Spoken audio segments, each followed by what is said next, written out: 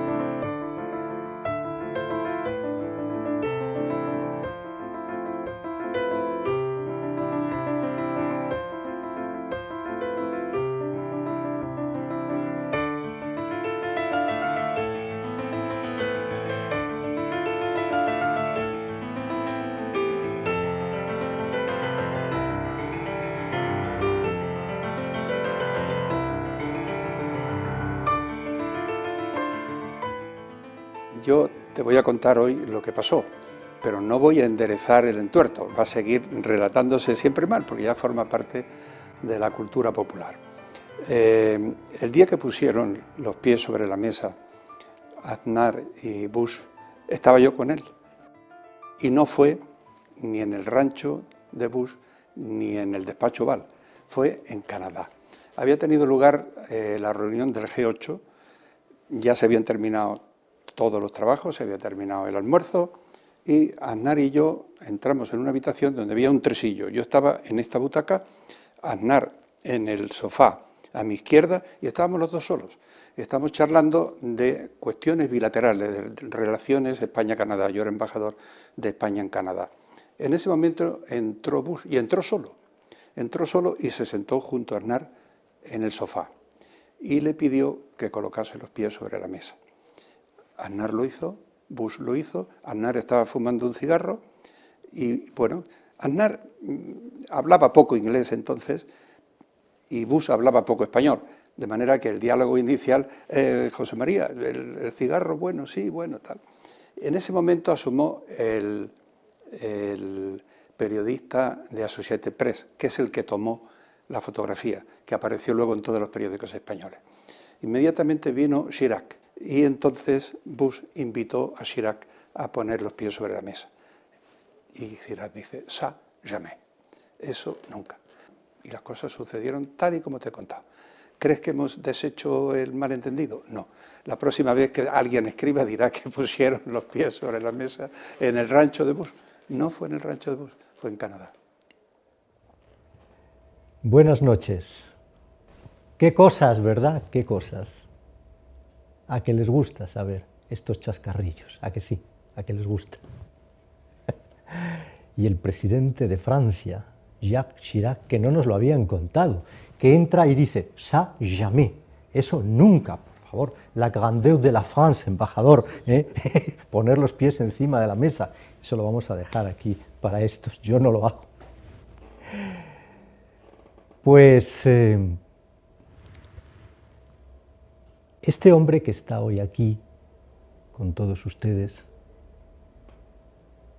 y que ha sido embajador de España en la Unión Soviética, en la Rusia democrática, anteriormente lo fue también en Bulgaria, después lo fue en Canadá.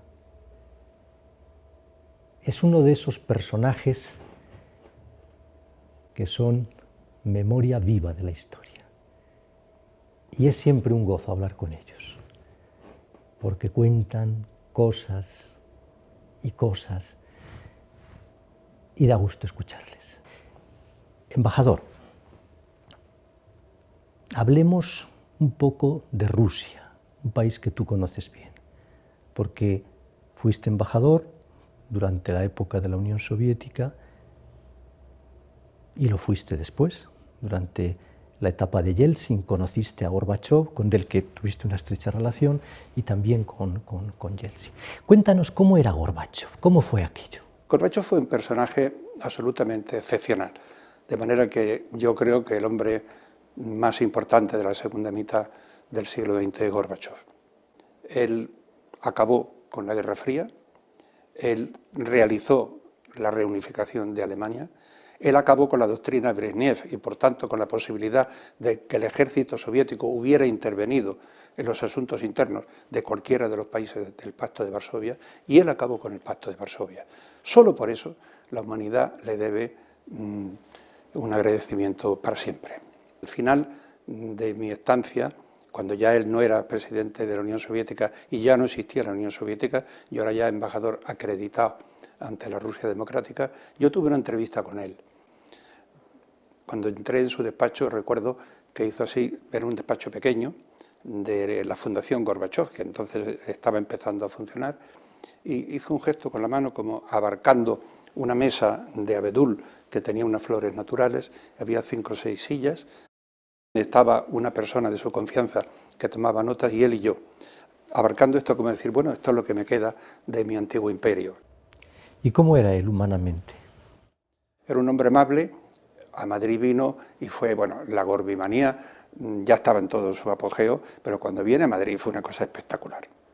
Por cierto, hay una anécdota que a mí me gusta contar, él se alojó en el Palacio del Pardo y la recepción fue justo allí y el desfile de las tropas delante del Palacio del Pardo.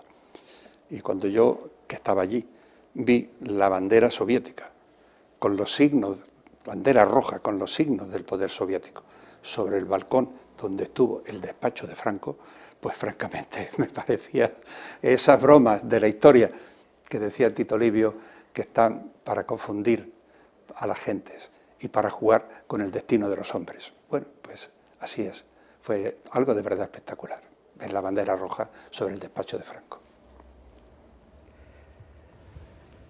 José Cuenca, qué cosas cuenta, ¿verdad? Qué cosas cuenta. El 23F, porque también estaba allí, también estaba en el Congreso de los Diputados. ¿Por qué razón estaba? Estaba en el Congreso de los Diputados porque era secretario general técnico del Ministerio de Asuntos Exteriores y una de las funciones del secretario general técnico es la relación con el Parlamento. Yo iba al Parlamento cuando había votaciones importantes y ese día sí hubo una votación importante. Se estaba votando a Calvo Sotelo. Cuando entraron los guardias civiles, el primer pensamiento de todos, yo cuando vi unos guardias civiles de uniforme pensé que venían a protegernos, hasta que no más de 20 segundos después me di cuenta que no, que venían para dar un golpe de Estado, esa es la realidad. ¿Qué es lo que yo sentí? Pues mira, yo sentí vergüenza. Sentí vergüenza por decir, pero bueno, es posible que al final del siglo XX todavía tengamos un golpe militar en España, es posible que todavía tengamos un cuartelazo, tengamos un espadón, pero ¿cómo es posible? Y a mí me entristeció, digo, ¿qué van a pensar de nosotros? Van a pensar que hemos vuelto a las andadas, que estamos como siempre, que de pronto la democracia no es posible en nuestro país. Eso es lo que yo pensé. Y esa es la sensación de pena y de tristeza que yo tuve esa noche. Hablemos un poco de literatura, que es otra de tus pasiones. El Quijote. Aquí donde lo ven tiene José Cuenca una de las mejores colecciones de Quijotes de España. Se la vamos a mostrar. Mírenla. ¿Qué les parece? Háblanos un poco. El Quijote es el libro más grande, no solamente el libro más grande, sino la más grande creación del espíritu humano. Cuando se reunió el año 2000 un grupo de 100 escritores para decidir cuál había sido el libro más grande escrito en toda la historia de la humanidad, por unanimidad decidieron el Quijote. Sin duda alguna es el libro más grande nunca escrito, pero no es solamente un libro, es mucho más, es un prodigio de arte, de sabiduría, de filosofía, es un monumento impresionante. Entonces yo escribí un libro hace ya algunos años que lo titulé Encuentros de un embajador con Don Quijote. Y cuento cómo el andante caballero me ha ido saliendo al paso en todos los puestos donde he tenido, donde he estado. Y cuento El Quijote en Inglaterra, sin ninguna duda, el país que más atención ha concedido siempre al Quijote ha sido Inglaterra. Pero hablo del Quijote en Francia, que también es muy conocido, hay libros y libros escritos sobre el Quijote en Inglaterra y el Quijote en Francia. Pero hablo del Quijote en Rusia, que es un tema mal conocido. Y le dedico un capítulo entero a contar cómo entró el Quijote en Rusia, cómo entró tarde, y sin embargo la importancia que tuvo en el desarrollo de la literatura rusa y en los grandes escritores rusos, en Pushkin, en Dostoyevsky, en Tolstói. Los grandes se inspiran en algunos de sus personajes en el Quijote. Y hablo del Quijote en Grecia. Y en Grecia lo que importó, lo que interesó del Quijote fue el sentido de la libertad. Y entonces se lee el Quijote, como se lee en Italia, con la misma sensación de el caballero de la libertad. Don Quijote es el caballero de muchas cosas, pero es el caballero de la libertad. La libertad, Sancho, es el más preciado don que al hombre dieron los cielos. Con ella no puede compararse los tesoros que el mar encierra y la tierra encubre. Por la libertad, así como por la honra, se puede y debe aventurar la vida. El episodio de los galeotes, cuando él libera a unos señores que son unos delincuentes que van en una cuerda de presos, y los libera porque él es un amante de la libertad. Y Sancho le dice, pero bueno, señor, que son galeotes, que son forzados del rey. ¿Quién es el rey para forzar a nadie? La libertad está por encima de todo. Bueno, quiero citar solo estos dos pasajes porque él es el caballero de la libertad. Embajador, algo que me intriga muchísimo y que no acabo de entender, fíjate bien, ¿cómo puede ser que alguien como tú, que has sido embajador en todos esos países que hemos dicho antes y tiene tantas cosas de contar, y luego a la hora de escribir te dedicas a escribir de olivares, de sierras? Me llama mucho la atención. Sí, sí. ¿Por qué escribes de estos temas y no cuentas pues tus memorias, por así decirlo? No, es una cosa llamativa, porque tus libros, bueno, ahí están, los están viendo nuestros telespectadores ahora mismo, tratan de temas que tienen que ver con la naturaleza. Yo escribo porque escribo desde lugares remotos y a veces hostiles, y yo necesito traer a mi gente conmigo. Decía Chateaubriand una frase, él era diplomático, escritor y político. Chateaubriand decía que la gran vocación política y diplomática hace hombres solitarios, como la gran vocación religiosa hace anacoretas. Ese espíritu de la Moncloa, el síndrome de la Moncloa, es que la política hace hombres solitarios. Pues bien, la vocación diplomática hace hombres solitarios. Entonces, ¿por qué, estando en Moscú, estando en Ottawa, en heladas y lejanas tierras, de pronto tú necesitas, ¿qué necesitas? Necesitas traer a tu gente contigo, traes a los pastores, a los furtivos, a los cazadores, a los labradores, los traes contigo para que te hagan compañía, para no caer en esa soledad de que hablaba Chateaubriand. En el fondo, yo he escrito para combatir la soledad. Escribe para combatir la soledad, José Cuenca. Está bien eso, ¿verdad? Como España ni hablar, ¿sí o no? No, por supuesto. No hay ningún país como España. El presidente del gobierno de Canadá, cuando se jubiló, al cumplir 70 años, vino a mi casa, aquí, a esta casa, y me lo llevé al campo, a la Sierra de Segura, y se estuvo con nosotros una semana. Él venía de los anchos espacios, de los bellísimos espacios canadienses, las montañas rocosas, lo que son los espacios canadienses. Sin embargo, cuando llegó, me dijo, yo no he visto nunca en mi vida un paisaje más bonito que este, porque cambiaba el paisaje en 1 kilómetro o en 2 kilómetros. Estábamos junto al pueblo, el pueblo estaba rodeado de huertas, después de las huertas venían las tierras de pan llevar, después venían los olivares y después los pinares, que eran 4 ecosistemas, por así decirlo, diferentes, cultivos diferentes, luces diferentes, colores diferentes, y todo eso en 10 kilómetros. Mientras que usted puede viajar por Rusia 3.000 kilómetros sin que cambie el paisaje en lo más mínimo. Y en Canadá exactamente igual. En Canadá se puede hacer un viaje de 2.000 kilómetros sin que el paisaje se haya movido. Y en la Sierra de Segura, o en la provincia de Burgos, o en cualquier otro sitio, basta con moverse 10 kilómetros para que los paisajes sean diferentes y la variedad es distinta y lo que se ofrece es único. Esta es la belleza de España, la variedad. Embajador, ¿y qué nos pasa a los españoles que no somos siempre conscientes de esas cosas y que tenemos esa especie de afán pues para menospreciar lo nuestro, menospreciamos mucho lo nuestro? Es verdad, frecuentemente es verdad. No sabemos apreciar lo que tenemos, eso es verdad. Y los españoles es muy español. Yo digo que el español siempre, no de ahora, ya desde el siglo XIX sobre todo y después del desastre del 98, el español disfrutaba con la autoflagelación. Y hemos tenido grandes escritores y grandes artistas que se autoflagelaban. Es decir, el español tiene un cierto gusto por esa introspección y no acabamos de valorar las cosas maravillosas que tenemos. Es decir, España no es una gran potencia, sin embargo, por la historia y por la cultura sí es una gran potencia. Volvamos a Rusia, a la Rusia de este momento. ¿Cómo ves tú lo que está pasando?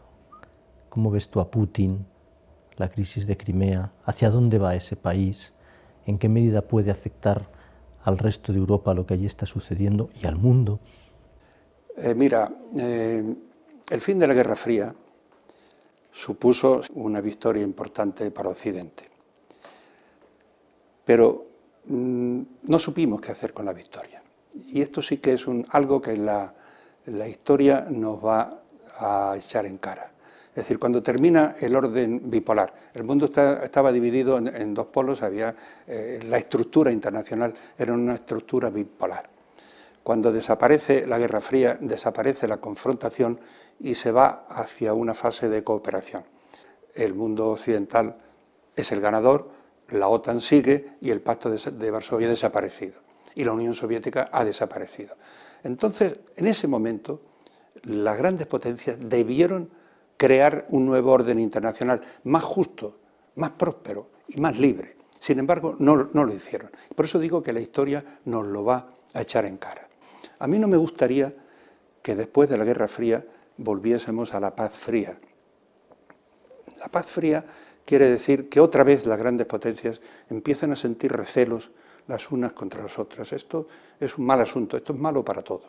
Es decir, Rusia, Europa y Estados Unidos deberían cooperar, no caer en retorsiones y sanciones y contrasanciones, no caer en eso, sino cooperar para intentar consolidar Ucrania, para intentar hacer de Ucrania no un campo de batalla, sino un campo de cooperación. Eso es lo que a mí me gustaría y eso es lo que pienso que la diplomacia puede conseguir. La diplomacia no está para resolver problemas, está para evitarlos. Embajador, ahora que tenemos que sufrir con más frecuencia de la que sería deseable, desde luego, y de manera dolorosa y dramática, los secuestros, quisiera preguntarte a ti, que fuiste el negociador de uno de los secuestros con más personas implicadas que ha tenido la historia de España. El Frente Polisario en el año 80, en la primavera del año 80, secuestró 3 barcos, la tripulación de 3 barcos, y eran en total 38 pescadores. Los asaltaron unas lanchas neumáticas con gente armada, los abordaron y se llevaron a los tripulantes, total 38. Se los llevaron a los campamentos de Tinduf. Nos sentamos 56 días con sus noches, me gusta decir, negociando con gente muy experta y negociadores muy duros. Y al final nos trajimos a los 38 pescadores. 2 vinieron por delante porque tenían problemas de salud, problemas de estómago, y los otros 36 nos los trajimos el 19 de diciembre. Yo digo siempre que negociar, los buenos negociadores no son ni los duros ni los flexibles. El buen negociador es el que es duro cuando hay que ser duro y flexible cuando puede ceder. ¿Cómo se sabe cuando se puede y no se puede ceder? Se sabe cuando conoce uno perfectamente el tema. Si conoces perfectamente el tema, sabes lo que puedes ceder, que aparentemente has hecho una concesión y no la has hecho, porque conoces muy bien las líneas rojas. Lo primero que tiene que hacer un negociador es conocerse el tema muy bien. ¿Y ¿Cómo ves este momento después de haber estado tantos años fuera defendiendo los intereses de España, de los españoles, como tú dices, lo primero siempre las personas, lo primero los españoles? ¿Cómo ves tú este momento de España, este en el que estamos? Mira, se viene diciendo que España internacionalmente está en un momento de perfil bajo. Y hasta cierto punto es verdad. España es un gran país y será siempre un gran país. Como te he dicho antes, es una primera potencia por la historia y por la cultura. Ahí no tenemos rival. Luego ya tenemos otras carencias y tenemos otros problemas. Pero es verdad que atravesamos un momento de cierta penuria, en el sentido de que no estamos en primera línea. A mí me gusta contar hechos concretos. Hubo un tiempo en que el presidente de la Asamblea General, el secretario general del Consejo de Europa, el director general de la UNESCO, el presidente del Comité Olímpico Internacional y el secretario general de la OTAN, los 5 puestos clave del mundo, eran 5 españoles. Lo cual quiere decir que España tenía una presencia en el mundo. No la tenemos ahora, lo cual no quiere decir que no la vayamos a tener. Es bueno que la tengamos y es bueno que trabajemos para tenerla, porque estamos convencidos de que la merecemos. Y eso es lo importante. Pero ¿qué hemos hecho mal y qué hacemos mal para haber perdido esa influencia que tú dices? Porque es evidente que algo habremos hecho mal. Lo que he contado son hechos, no son opiniones. Tú no opinas, crees lo que sucede. Hemos perdido fuerza. Que como buen diplomático y como buen embajador, pues él no opina, cree lo que sucede. Hemos perdido fuerza. Pero, hemos perdido fuelle, embajador. Pues hemos perdido fuelle. Perdido fuelle. Lo vamos a recuperar. Lo vamos a recuperar. Luego, pues es verdad que tenemos en este momento... Tenemos problemas internos, tenemos problemas serios, pero yo estoy convencido de que los vamos a resolver y que España volverá, bueno, en el terreno económico. El terreno económico es bueno hacer las cosas bien y es bueno que nuestros gobernantes sean buenos gestores, pero en gran medida la solución de la crisis económica nos va a venir de fuera, mientras que la solución de los problemas internos que tenemos, esa es nuestra. Y esa somos nosotros los que tenemos que trabajar para sacar adelante. ¿De qué forma?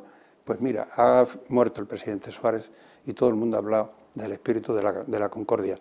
Los embajadores vivimos de la concordia. Es decir, hemos trabajado toda nuestra vida en torno a esa palabra, la concordia. Nosotros somos, por definición, somos gente de entendimiento, que tendemos puentes, que somos negociadores, que buscamos el acomodo de intereses. No es nunca bueno cerrar el camino al otro, hay que darle una salida. Y yo creo que en este momento lo que se echa de menos de verdad en España es esa concordia, porque tenemos los recursos y tenemos un pueblo maravilloso y tenemos una fuerza y tenemos detrás la historia y una cultura única. Todo eso hará que España remonte sin ninguna duda y se vuelva a colocar donde hemos estado otras veces. Yo lo creo, lo espero, lo deseo. Lo cree, lo espera y lo desea José Cuenca, embajador de España, que he querido yo traerlo esta noche aquí con todos ustedes porque representa muy bien a esos españoles que han aupado nuestro país y que han apostado por la concordia, como él decía. Esta es una entrevista de eso, de concordia. Embajador, muchísimas gracias por tus palabras y por desgranar todos estos recuerdos y esta historia viva. Muchas gracias por estar aquí con nosotros. Muchas gracias a vosotros por darme esta oportunidad de expresar lo que siento, lo que he sentido siempre y lo que he hecho toda mi vida. Hemos llegado al final. Han pasado un rato bien bueno. ¿A que sí? ¿A que sí? Pues muchas gracias por estar una semana más con nosotros aquí en Palabras a Medianoche. Recuerden que nos volvemos a encontrar dentro de unos días. Gracias por estar ahí. Hasta pronto. Buenas noches.